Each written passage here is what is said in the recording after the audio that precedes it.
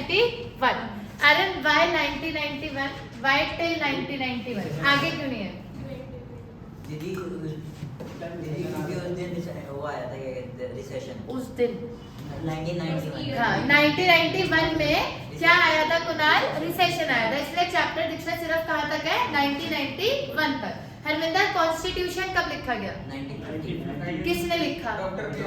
पहले prime minister doctor B R Ambedkar was the head of the planning committee जिसने constitution लिखा था। मतलब कॉन्स्टिट्यूशन फ्रेम जब करा गया, वैसे तो ब्रिटिशर्स लिख के ही गए थे, उसी को आगे फॉलो अप करा है, बट जो constitution Indian constitution of India बना, उस वो तो कॉन्स्टिट्यूशन ऑफ ब्रिटिशर्स का तो पहले चल ही रहा था, जो कॉन्स्टिट्यूशन ऑफ इंडिया बना, वो जो प्लानिंग डिपार्टमेंट बैठा था, उस प्लानिंग कमीशन के head doctor B R Ambedkar ही थे। तो इसलिए यही बोला जाता है बुक्स में कि कॉन्स्टिट्यूशन में जो मेन रोल प्ले कर रहे थे वो डॉक्टर बी आर। अब काम तो सभी करते हैं ना, लेकिन जब बीजेपी काम करता है तो यही बोलते हैं ना कि मोदी जी ने किया, क्योंकि उसके हेड वो है। अब काम तो और लोग भी करते हैं भाई, बीजेपी के अंदर कोई सिर्फ मोदी जी तो नहीं, और भी लोग हैं, बट नाम उन्हीं का आता है। सेम ऐसे ही प्लानिंग कमीशन में बहुत सारे लोग थे, लेकिन जो उसके हेड थे वो दीक्षा कौन थे? B R Ambedkar. तो ऐसे ही बोला जाता है कि कॉन्स्टिट्यूशन ऑफ इंडिया का फ्रेमवर्क किसने करा? B R Ambedkar. ज्यादा कॉन्ट्रीब्यूशन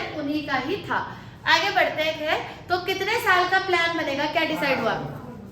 5 ईयर प्लान बनेगा, और 5 ईयर प्लान बनाने के लिए क्या बिठाई जाएगी? Planning commission. प्लानिंग कमीशन का नाम कौन से ईयर में बदला गया? में बदल के क्या रख दिया गया? नीति आयोग। बीजेपी ने इसका नाम नीति आयोग रख दिया, और 5-5 साल की सरकार बनती है, और वंशिका 5-5 साल का ही क्या बनता है? प्लान। ऐसा डिसाइड करा गया कि ये 5 ऑब्जेक्टिव्स तो 5 ईयर प्लान के रहेंगे ही रहेंगे। कौन कौन से भाई साहब? कौन से 5 ऑब्जेक्टिव रहेंगे ही रहेंगे? एम्प्लॉयमेंट, जीडीपी की growth, equal distribution of income and wealth, regional imbalance और मॉडर्नाइजेशन। ये कब तक रहेंगे प्रणव? ये हर 5 साल रहेंगे, जब तक इंडिया डेवलपिंग से डेवलप नहीं होता। ठीक है, तो ये तो रहेंगे ही रहेंगे। फिर मैंने आपको क्या समरी दी थी? समरी वाला चार्ट खोलो, आप सब आए थे उस दिन, कि 1947 से लेके 1991 के बीच में हमें कितने सेक्टर्स के बारे में पढ़ना है? एग्रीकल्चर, इंडस्ट्रियल और फॉरेन ट्रेड। एग्रीकल्चर में आरिफ क्या क्या पढ़ना है? ग्रीन रिवॉल्यूशन और सब्सिडी।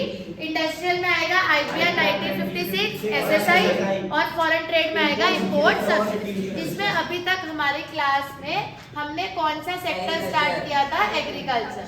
थोड़ा सा बेटा जी बुक रीडिंग मस्ट है, मस्ट, क्योंकि आप क्लास 12th में हो। हर चीज आपको प्लेट में सर्व करके नहीं मिलेगी, कुछ आप अपनी मेहनत से भी तो कमाओगे। 80-90 तक मेरा काम है, लेकिन 100 तक आपका ही काम है। वो हर बच्चे का ही काम होता है कि आप कैसे उस तक पहुंचोगे, वो आपकी अचीवमेंट है। वंशिका, एग्रीकल्चर सेक्टर में कौन सा क्वेश्चन पढ़ लिया? रिफॉर्म्स। एक तो इस पीरियड के बीच में जो काम हरविंदर एग्रीकल्चर सेक्टर में हुआ, वो सबसे बड़ा काम था Tanisha. Question number 1, agriculture sector में बहुत सारे क्या आए थे? रिफॉर्म्स। हाँ भाई, कौन कौन से रिफॉर्म्स आए थे प्रणव?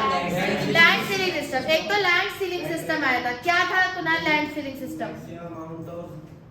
लैंड हरविंदर क्या हो गया? सिंगल फार्मर पे डिसाइड कर दिया। चल, आप आए थे ना उस दिन?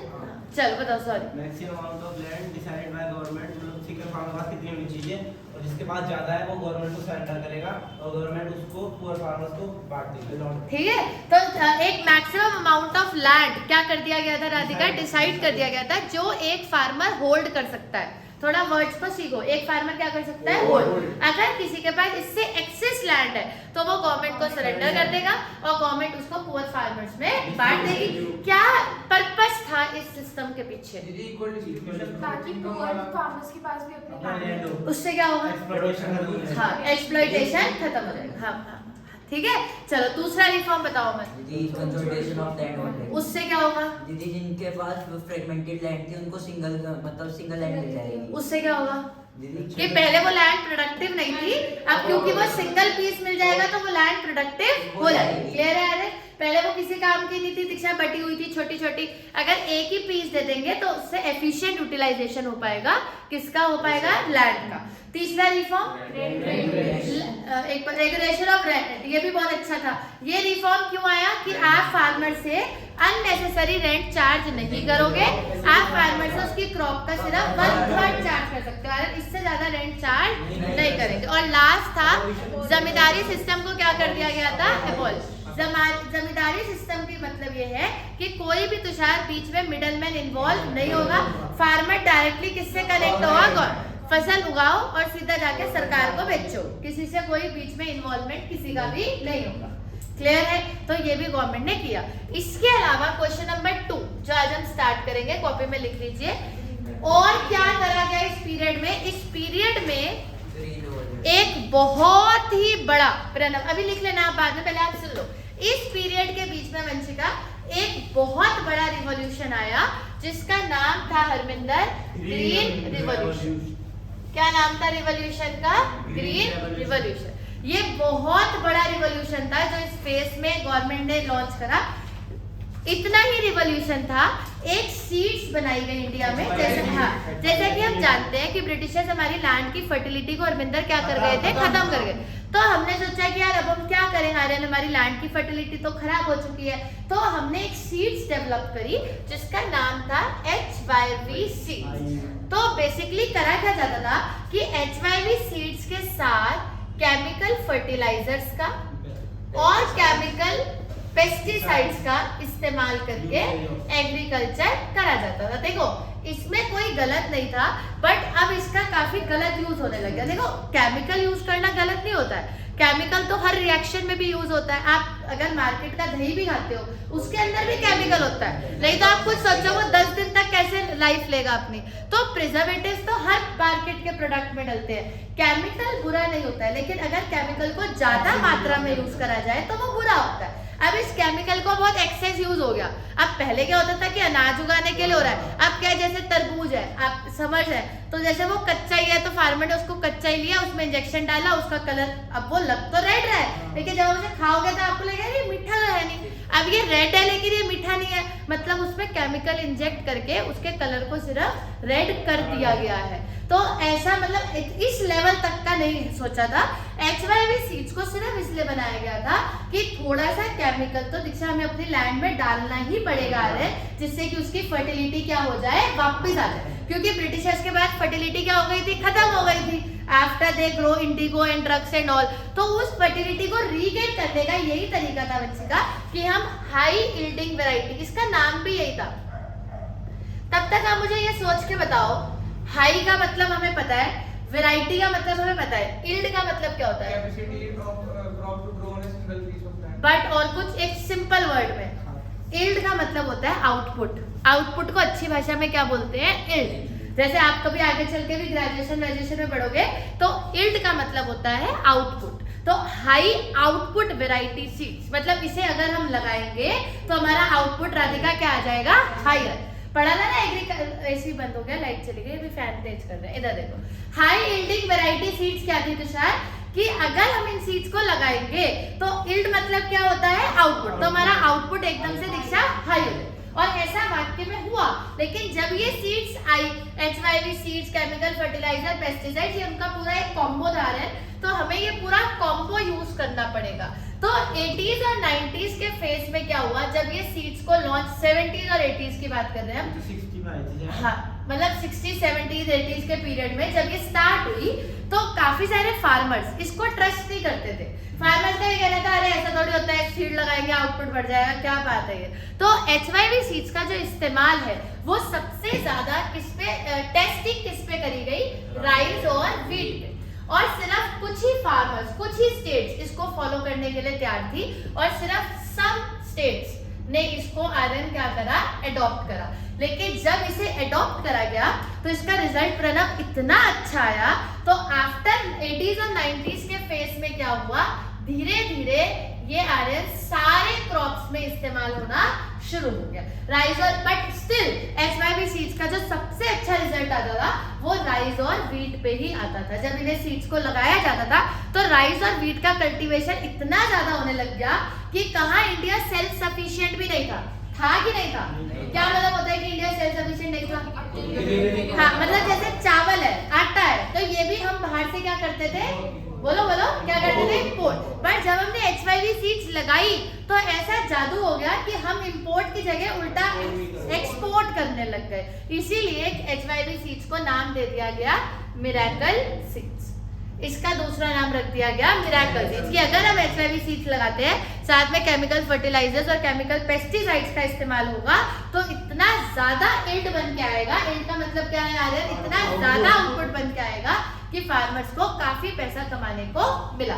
बट जैसा कि कहते हैं वंशिका, हर चीज के नुकसान भी होता है और हर चीज का फायदा भी होता है। अब वो डिस्कस करेंगे। इसे लॉन्च किया गया तो ये सिर्फ राइस एंड वीट में आया और कुछ ही स्टेट्स ने प्रणव इसको अडॉप्ट करा। बट 70s 80s में इसका रिजल्ट इतना अच्छा था कि सारे क्रॉप्स में और सारी स्टेट्स में आने लग गया। अब बात करते हैं फायदे की और नुकसान की, जो सबसे मेन बात है। ग्रीन रिवॉल्यूशन का सबसे पहला फायदा कि इससे जो प्रोडक्शन है उसमें ट्रिमेंडस राइज देखा गया। ट्रिमेंडस का मतलब होता है हद से ज्यादा।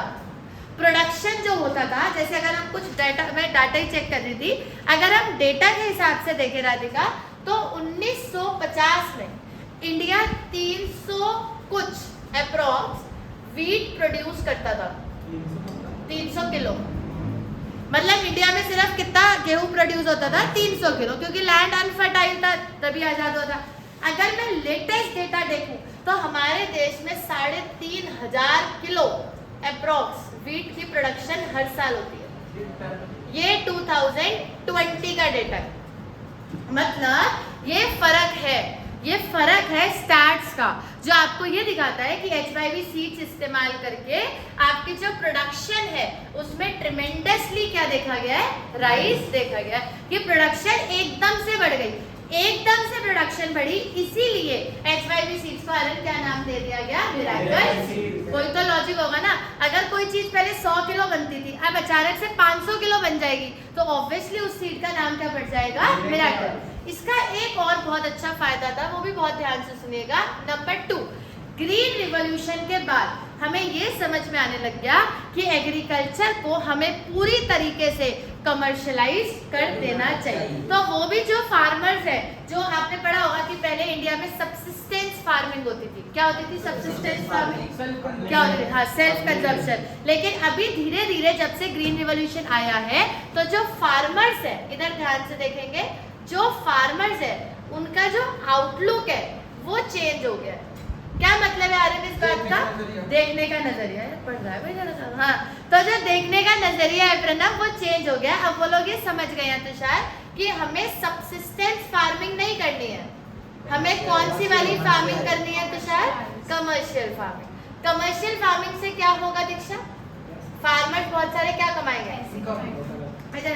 और अब ग्रीन रिवॉल्यूशन में HYV सीड्स तो आ ही गई है, तो कहते हैं ना कि जब सामने वाले बंदे को रिजल्ट दिखता है तो अमन ऑटोमेटिकली उसको लालच आता है। तो अभी फार्मर को ये लालच है कि मुझे इतना भी एफर्ट लगाने की जरूरत नहीं है, मैं HYV सीड्स लगाकर फटाफट से फार्मिंग कर कर भी पैसे कमा सकता हूँ। तो जिससे लोगों को ये समझ में आने लग गया है कि कोई मुझे दिन रात मेहनत नहीं करनी है, कोई मुझे बारिश का इंतजार नहीं करना है। HYV सीड्स का रिजल्ट बहुत अच्छा है। तो फार्मर्स ने अपने आउटलुक को, अपनी सोच को, अपने नजरिए को बदला और काफी सारे फार्मर्स जो है मन, वो सबसिस्टेंस फार्मिंग से किस पर शिफ्ट कर गए? कमर्शियल। ग्रीन रिवॉल्यूशन का एक और बहुत ही अच्छा फायदा था, अभी मेन फायदा तो मैंने आपको बताया नहीं, उसकी बात तो मैं बाद में करूंगी।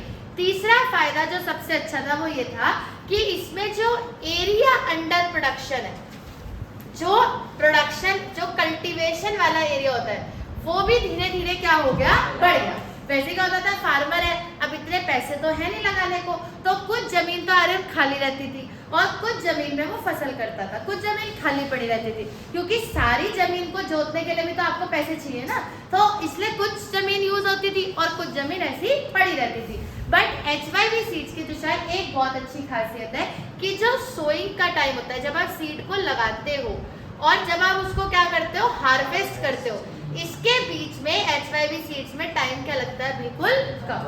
तो एरिया अंडर कल्टीवेशन ऑटोमेटिकली बढ़ गया, मतलब फटाफट रिजल्ट आएगा, ज्यादा भी रिजल्ट आएगा। अब आप मेरे साथ बोलो, एक तो रिजल्ट क्या आएगा, ज्यादा। अरे आपको बोलना है, एक तो रिजल्ट क्या आएगा, ज्यादा आएगा, और दूसरा फटाफट आएगा।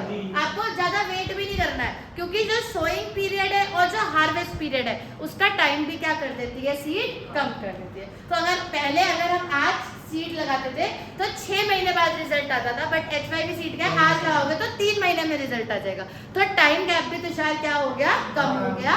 प्रोडक्शन भी क्या हो गया, ज्यादा हो गया। प्रणव, फार्मर्स का आउटलुक भी चेंज हो गया, they shifted from subsistence farming to commercial farming. तो फार्मर्स जो है वो शिफ्ट कर गए from subsistence farming to commercial farming. और सबसे बड़ा चेंज, डिसएडवांटेज की बात तो बात की है, सबसे बड़ा फायदा आप बताओ, और कुछ एक वर्ड है, सोचो, जो इंडिया पहले नहीं था, फिर हो गया, हाँ क्या था, सेल्फ सफिशिएंट। तो सबसे बड़ा जो बात है वो यही है कि इंडिया क्या बन गया तुषार, सेल्फ सफिशिएंट बन गया। ग्रीन रिवॉल्यूशन के इतने फायदे थे कि इंडिया सेल्फ सफिशिएंट बन गया। अब इंडिया को इंपोर्ट करने की जरूरत, बोलो आप बोलो, इंपोर्ट अब इंडिया को इंपोर्ट करने की जरूरत नहीं, उल्टा हो गया। इंडिया क्या करने लग गया, एक्सपोर्ट कर, और एक्सपोर्ट करने से हमारी जीडीपी भी क्या होने लग गई, बढ़ गई। क्योंकि अगर हम एक्सपोर्ट करेंगे तो हम डॉलर कमाएंगे, डॉलर का मतलब है फॉरेन करेंसी, वही तो हमें चाहिए। क्योंकि अगर कोई भी देश कमजोर है तो उसको फॉरेन करेंसी तो चाहिए होती है। जितना आपके पास डॉलर होगा उतने आप पावरफुल हो जाओगे। तो यही, इससे क्या हुआ, जब हमने एक्सपोर्ट करना स्टार्ट करा तो हमारे पास यही एक तरीका था जिससे हम फॉरेन एक्सचेंज प्रणव कमा सकते थे। क्योंकि बाकी सब चीजें तो हम इंपोर्ट ही करते थे, तो हमारा फॉरेन एक्सचेंज खर्ची होता था। तो ये एक अच्छा तरीका था फॉरेन एक्सचेंज को कमाने का। एक्सपोर्ट करने के बाद भी हमारी प्रोडक्शन इतनी ज्यादा थी प्रणव कि एक्सपोर्ट भी हो गया, यूज भी हो गया, फिर भी बच गया। फिर कहाँ लेके जाएंगे इतना अनाज? तो फिर हमने क्या करना शुरू कर खा लिया, एक की जगह 4 रोटी खा ली कि अनाज ना खा लिया।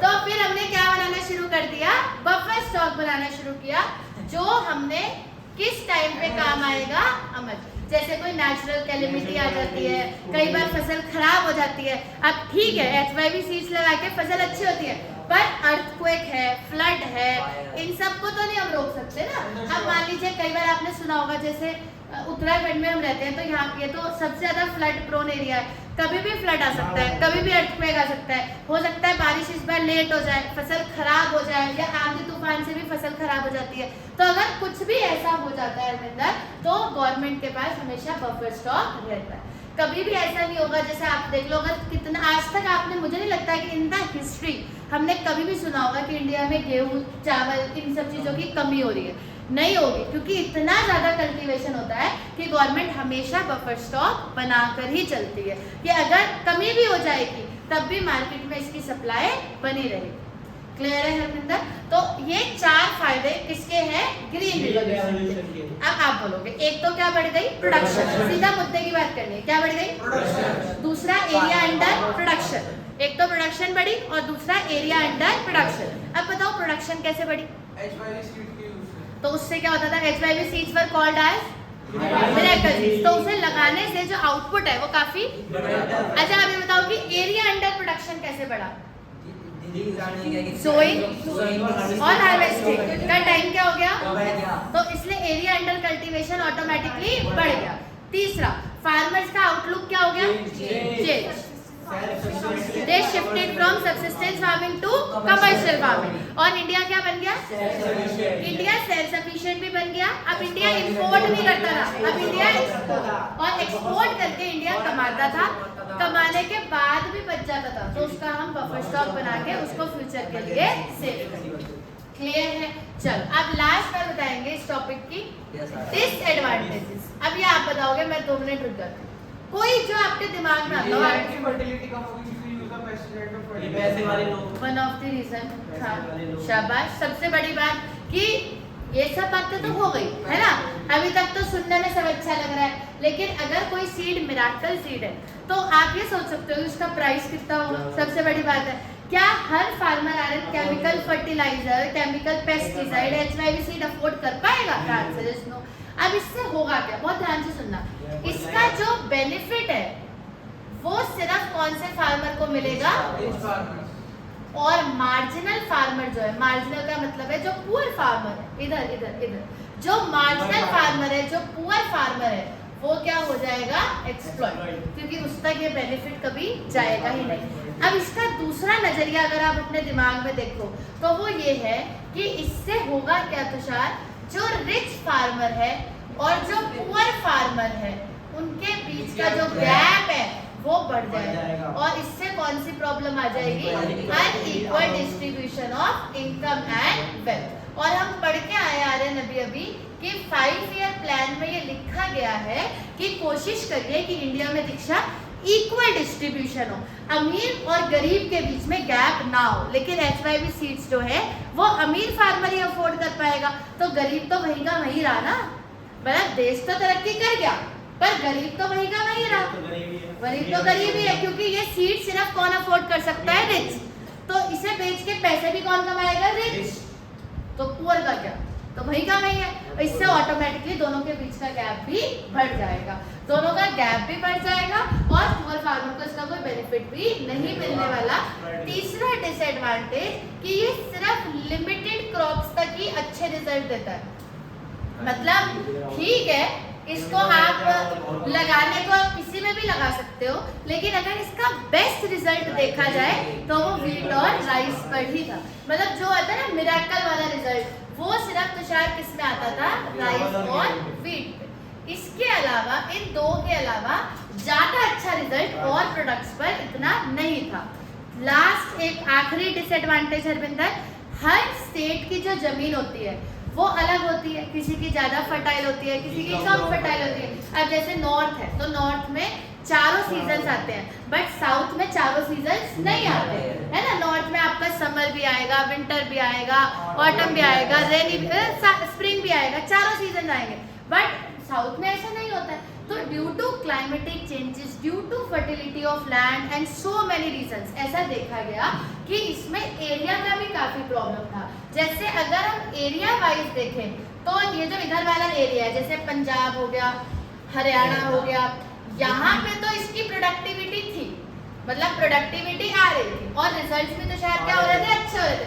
बट अगर हम अपोजिट साइड देखें, जैसे असम है, उड़ीसा है, यूपी है, बिहार है, वहां पर ये सिस्टम इतना ज्यादा अच्छा नहीं, कामयाब नहीं हो पा रहा था और प्रोडक्टिविटी कम थी। कम इन द सेंस, अगर कंपैरिजन किया जाए तो अगर HYV सीड्स को पंजाब हरियाणा में यूज करते हैं तो कल्टीवेशन ज्यादा हो रहा है, बट अगर यूपी बिहार में यूज कर रहे हैं तो कल्टीवेशन कम हो रहा है। तो ऐसी प्रॉब्लम भी ग्रीन रिवोल्यूशन में थी। ये ग्रीन रिवोल्यूशन के क्या है बेटा जी? डिसएडवांटेजेस। और ये क्या है हरविंदर? एडवांटेज। अब वर्च्यू और वाइस।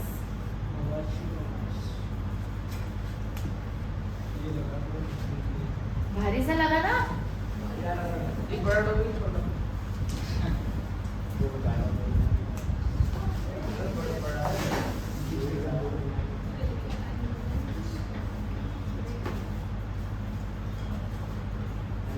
कर दो भाई।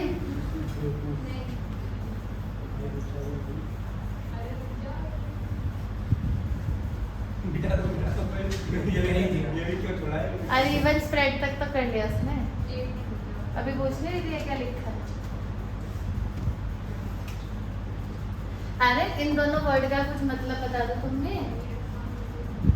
लगेगा तुम बोथ, शो योर प्रेजेंस। हाँ जी, हो गया भाई? चल, हाँ जी, सुनेंगे टॉपिक। लास्ट टॉपिक है हरमिंदर, एग्रीकल्चर सेक्टर का तुषार, इसके बाद छुट्टी करेंगे, ध्यान से सुनो। टॉपिक का नाम क्या है? सब्सिडी, वर्च्यू और वाइस। मतलब अच्छा बुरा। हाँ, गुड। अच्छा कौन सा है, बुरा कौन सा है? वर्च्यू खराब है, वाइस अच्छा है। वाइस अच्छा है, उनने उल्टा कर। चलो और कुछ तुम वाइस प्रिंसिपल। कुछ कह दो। वर्च्यू बंदा होगा, वाइस अच्छा होगा, तो वाइस प्रिंसिपल नहीं, अब मेरे को भी लग रहा है वर्च्यू बढ़ना। वाइस होता है जब आप किसी चीज के अगेंस्ट होते हो, और वर्च्यू होता है जब आप किसी चीज के फेवर में होते हो। तो अभी मुद्दा ये है कि इस पीरियड के बीच में एक लास्ट बार बिल्कुल कॉन्शियस होकर सुनिएगा, 10 मिनट फिर 5 मिनट का ब्रेक है, तो इसलिए मुझे 40-50 मिनट ही चाहिए, बस आप अटेंशन से सुना करो। हरविंदर सुनिए, सब्सिडी का भी एक कॉन्सेप्ट उस फेज में आया। एक तो रिफॉर्म्स आए, वो तो हमने पढ़ लिए तुषार, उसके बाद ग्रीन रिवॉल्यूशन आया हरविंदर, वो भी हमने पढ़ लिया। एक उस टाइम पे प्रणव सब्सिडी का भी पार्लियामेंट में काफी मुद्दा चला, काफी सालों तक सब्सिडी का मुद्दा चला। इवन आज भी पार्लियामेंट में सब्सिडी का मुद्दा चलता है। बट ये सब्सिडी है क्या? सब्सिडी होती है हरविंदर, कोई भी चीज अगर गवर्नमेंट कैसे दे दे, फ्री ऑफ कॉस्ट, तो उसको क्या बोला जाता है? सब्सिडी। कुछ भी, जैसे मान लो जैसे कोई जैसे कोई सीनियर सिटीजन है, तो सरकार कहती है जी अगर सिलेंडर का रेट 700 रुपए है तो सीनियर सिटीजन को 100 रुपए की माफ कर देंगे, तो सीनियर सिटीजन के लिए वो 600 रुपए है। तो सरकार अपनी तरफ से आ रहे हैं 100 रुपए की क्या देती है? सब्सिडी देती है। इसे सब्सिडी कहते हैं। कुछ चीजें सरकार फ्री में दे देती है, जैसे मान लो कोई गरीब फार्मर है तो सरकार ने फ्री में बिजली दे दी, फ्री में पानी दे दिया, या फ्री में HYV सीड्स दे दी, ऐसा भी सोच सकते हैं, या फ्री में फर्टिलाइजर्स दे दिए, पेस्टिसाइड्स दे दिए। और एग्रीकल्चर में अरविंदर प्रणव बहुत सारी चीजों का इस्तेमाल होता है। तो अगर सरकार कुछ भी रिक्शा फ्री ऑफ कॉस्ट देती है तो उसको आर्यन क्या कहा जाता है? Subsidy. But in India this subsidy is a debatable issue. ये एक बहुत ही बड़ा डिबेट है, इसको हम छेड़ नहीं सकते, लेकिन हम आपसे इतना पूछ सकते हैं कि आप अपने ओपिनियन में बताओ, बिल्कुल 10 मिनट एक्टिव बैठ के, कि आप सब्सिडी के फेवर में हो, मतलब गवर्नमेंट को फार्मर्स को फ्री ऑफ कॉस्ट चीजें देनी चाहिए या गवर्नमेंट को फ्री ऑफ कॉस्ट चीजें नहीं देनी चाहिए विद रीजन। कोई ऐसा है जो कहते भी नहीं देनी चाहिए, तो बात करो। ओल्ड एज पीपल को दे रहे तो वो एक अच्छी चीज के लिए दे रहे हैं, ठीक है, तो बेनिफिशियल है, बेनिफिशियल है लोगों के लिए। चलो अगेंस्ट का क्या ओपिनियन है? कभी भी सेल्फ डिपेंडेंट नहीं होंगे, आत्मनिर्भर। दोबारा बोलो। एग्जैक्टली, इससे मिसयूज भी होता है। और सबसे बड़ी बात यह है कि क्या ये सब्सिडी पहुंचती है? सबसे बड़ा सवाल तो यही है ना? आगे की बात तो वो कितना खुश हो गया ना, यही तो बात है। इसमें तो ये पॉलिटिक्स में जाएगा ये लड़का, इतने हुआ, इतना खुश है, टॉपिक चल रहा है। तो भाई ये पहुंचती है कि नहीं पहुंचती? ये बीच में कहाँ जाते हैं तुषार तुम्हारे साथ? जेब में ये पैसे ले लेते हैं, खुद रख लेते हैं। ये खुद को नहीं, बोलो रिकॉर्ड हो रहा, खुद को नहीं। चलो मतलब बस एक बीच में गवर्नमेंट ओ भाई वो नाना चलो ठीक है, मैंने कुछ नहीं सुना। सब्सिडी का एक जो मुद्दा है वो अपने आप में काफी बड़ा मुद्दा है। कुछ लोग इसके फेवर में, कुछ लोग इसके अगेंस्ट है, दोनों का आर्यन अपने अपना विचार है, तो हमें दोनों की विचार पढ़ने हैं। फेवर वालों का ये विचार है कि भाई सब्सिडी देनी चाहिए। नंबर 1 रीजन ये है उनका कि भाई फार्मर जो है वो पुअर होता है, और फार्मिंग जो होती है वो अपने आप में एक कैसा बिजनेस होता है? Risky business. तो भाई जो लोग फेवर में है ये उनका विचार है। उनका विचार ये है कि भाई फार्मर को सब्सिडी मिलनी चाहिए। जैसे आपने देखा है ना पार्लियामेंट में कैसे लोग लड़ रहे होते हैं, बस ये वही लड़ाई है। ये लड़ाई ये है कि कुछ लोग तो कुणाल सब्सिडी के फेवर में होते हैं, तो जो फेवर वाले मिनिस्टर्स होते हैं वो ये अपना ओपिनियन देते हैं कि भाई गरीब है, फार्मर तो गरीब होता है, फार्मिंग तो रिस्की है, बारिश पे डिपेंड करती है, वेदर पे डिपेंड करती है, तो नहीं सब्सिडी तो फार्मर को देनी ही चाहिए। एक तरीका और एक ओपिनियन ये भी आ रहा है कि इससे इंडिया में धीरे धीरे equal distribution of income and wealth भी हो जाएगा। अगर हम पुअर फार्मर को सब्सिडी देंगे, हरमिंदर आप कुणाल सुनने पर ध्यान दो। कुणाल क्या पॉइंट है? बोलो, पर डिस्टर्बेंस हो गया। हाँ बोलिए, क्या लिखा हुआ है? Equal distribution of income and wealth. तो फेवर वालों का पहला ओपिनियन अमन क्या है कि farming is a risky business and farmer is poor, तो फार्मर को सब्सिडी देनी चाहिए। दूसरा ओपिनियन तुषार ये है कि इससे equal distribution of income and wealth होता है। कैसे? गैप कम होता है कैसे? जब वो पुअर पैसे। हाँ बोलो बोलो, पूरा बोलो। जब आप पुअर फार्मर को क्या दोगे? सब्सिडी। अगर जब हम पुअर फार्मर को क्या देंगे सब्सिडी, रिच फार्मर से टैक्स लेंगे। हाँ, और रिच फार्मर से क्या टैक्स नहीं, बट रिच फार्मर और पुअर फार्मर के बीच का जो गैप होगा वो धीरे धीरे क्या हो जाएगा कम। ये तो चलो फेवर वालों के ओपिनियन हो गए, वो अपनी जगह सही है, इसमें कोई गलत बात नहीं है कि भाई फार्मिंग रिस्की है, फार्मर पुअर है।